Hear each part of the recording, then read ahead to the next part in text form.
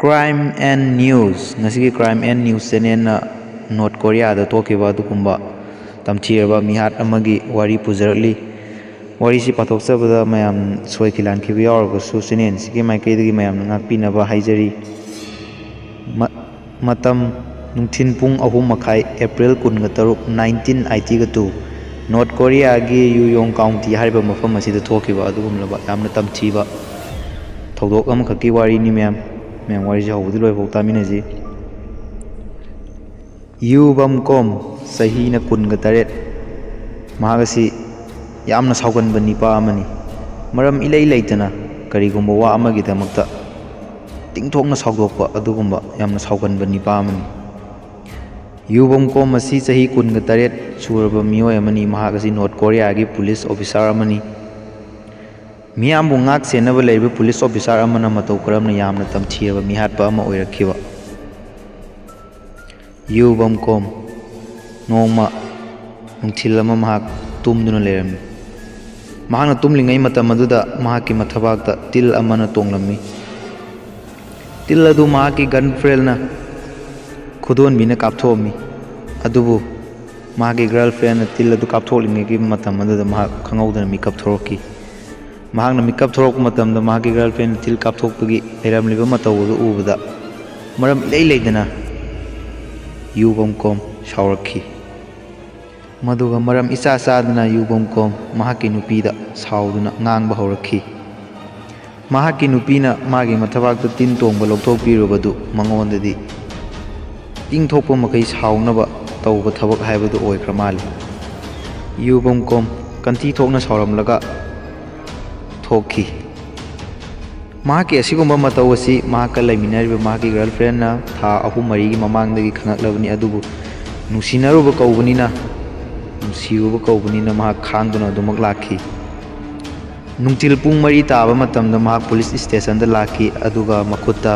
whisky बोतल अमा पायरक्तुना पुसिलकलगा की अदु थकपा हौखी थकपा याबा थकलबा मतुंग नुमिदांगी पुंग 3 तारखी पुंग 3 तारबा मतमदा महाकी मयुमदा अमु हलक्खी अदुगा वा इंगांग गांगदना महाकी नुपीदा कंथी थोपा मखै सावदुना फूबा हौरखी वा इंगांग गांगदा वा खुमदा महाकी नुपीबु फूबा याबा फुरमलगा युबम कोम पुलिस स्टेशन दा अमु लाखी मतांग असिदा महाकना यावरबा पुलिस स्टेशन अदुगी पुलिस ऑफिसर खुदिंगमक मीटिंग अमा तौबगी मीटिंग रूम दा लैखी असिगुम्बा तंजा असि लौरगा युबम कोमना खुदोंग चाबसि मांगहंदना पुलिस स्टेशन गी नोंमै थंफमदा चंगदुना सेमाइन ऑटोमेटिक M2 कार्बाइन अनि राउंड 190 कापा याबा कार्बाइन अनि अमसुंग बोम 8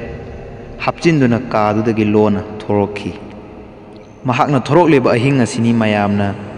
युयोंग मासिकर हाइदुना खंगनखिबा तमथीरबा मिहात थोखिबा अदुगुम्बा अहिंग अदुबुनी महाकना सुम लाप मतमदा लंबीदा निपा मचा अमखक लेरमी निपा मचा अदुना माकी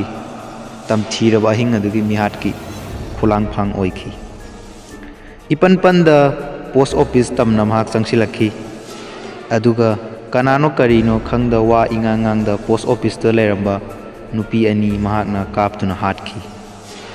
अदुगा पोस्ट ऑफिस की टेलीफोन वायर मरी खुदेंगमक महाकना कक्थटकी नुमिदांगी पुंग 10 तासिलकलबा मतमदा मफम असिगी चनबी अमा ओइना नुमिदांगदा थोक्तुना कैथेन काबसि मफम सिगी चनबीनी अदुना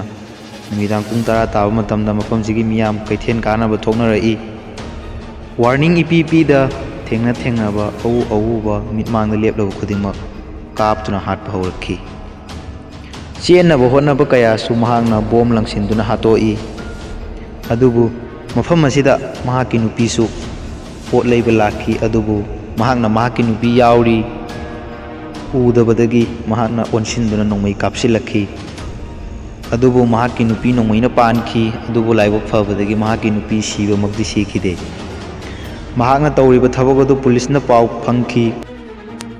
पुलिसना पाउ फंगबदगी महाकु फानबगीदमक पुलिस लाखी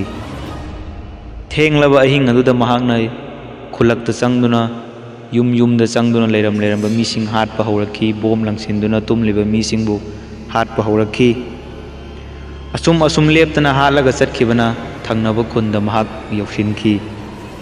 खुल अदु हेक यौबगा लंबीदा अहल अमा Laramie अहनदुना हायरखी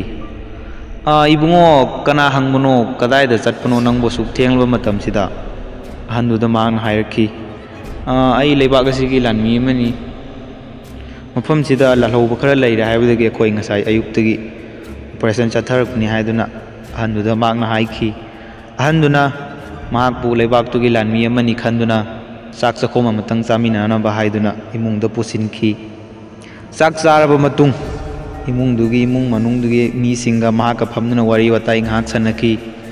wari watai sanari ngai manung oduda ipan pandana mahakna imungduda leiba mi khudemang nongmaina kap tuna hatki yumdudagi mapan thoraki yumdudagi mapan thoroklo matung mahakki mi hattugi thabak asi khunggangduda amu makha sathaba horaki police ना महाकना लेरिबा मफम Asita खंगबदगी police महाकि मफम जिदा महाक फाबा lucky police लाखला हाइबा महाकसु खंगखी महाकना इमुंग अमदा चंगदुना इमुंग दुदा लेरबा मी खुदिमक नोंमैना नमदुना थमखी yum अदु police ना round कोइसलगा थमखी अदुबु महाकना सिबमक सिरबसु मिओय सिंगसिमक्तदि हालमगे खंदुना लेरिबा मी खुदिमकपु महाकना बोम सलगा पोखाइदुना माक मसामकसु सीखी मसिनी ngasi crime and news channel na pujarakpa North Korea da nipa police officer nipa amana ahing amada khungang ani da laiba mi yam tamthina hat khiba au hat khiba gi wari amani ado mayam aina wari si pathok jabada soi khilan ke ba wangang henjin gi ba yawga su mayam na ngak pinaba chinen si ke mai kai digi haijari aduga mayam next video da mu unungai wari amaga mu pujarake mayam dumu ngai minaji mayam